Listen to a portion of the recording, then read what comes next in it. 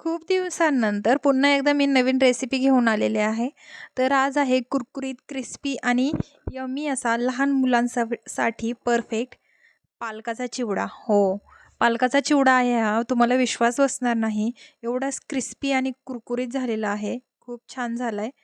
तुम्ही व्हिडिओ शेवटपर्यंत बघा आणि घरामध्ये एकदा नक्की ट्राय करा. तुम्हाला नक्की आवडेल. करूया.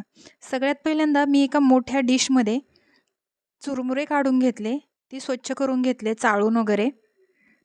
त्यानंतर कढईमध्ये तेल घालून घेतलं. एक पाऊण वाटी शेंगदाणे घेतले. शेंगदाणे छान सोनेरी रंग येईपर्यंत भाजून घ्यायचे आहेत. शेंगदाणे भाजल्यानंतर त्याच तेलामध्ये त्यामध्ये शिफ्ट करते. शेंगदाणे भाजल्यानंतर त्याच्यामध्ये स्वच्छ मी धुवून घेतलेला पालक आहे, तो पालक घालायचा आहे आणि छान क्रिस्पी असा तळून घ्यायचा आहे.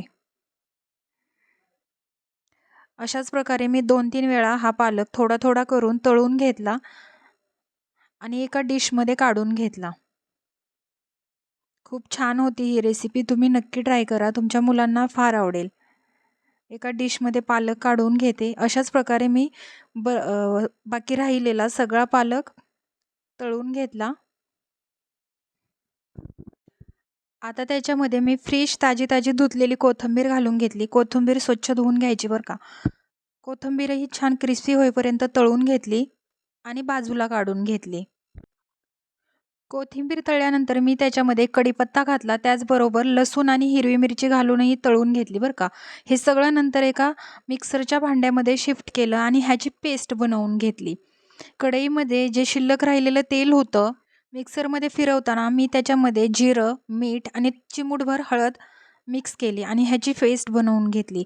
तेल राहिलं होतं त्याच्यामध्ये ही सगळी पेस्ट मी टाकून घेते. तर तुम्ही व्हिडिओत दाखवल्याप्रमाणे बघू शकता.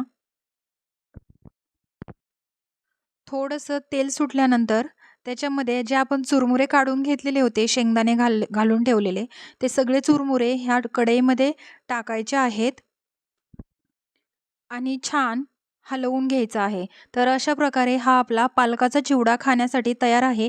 लहान मुलांसाठी खूप छान रेसिपी आहे. तुम्ही नक्की ट्राय करा. तुमच्या मुलांना नक्की आवडेल. आणि हां, मगाशी सांगितल्याप्रमाणे सबस्क्राईब नक्की करा. तर इथे बघू शकता तुम्ही किती छान चिवडा झालेला आहे. व्हिडिओ पाहिल्याबद्दल खूप खूप थँक यू. आणि हां, डू सबस्क्राईब बरं का.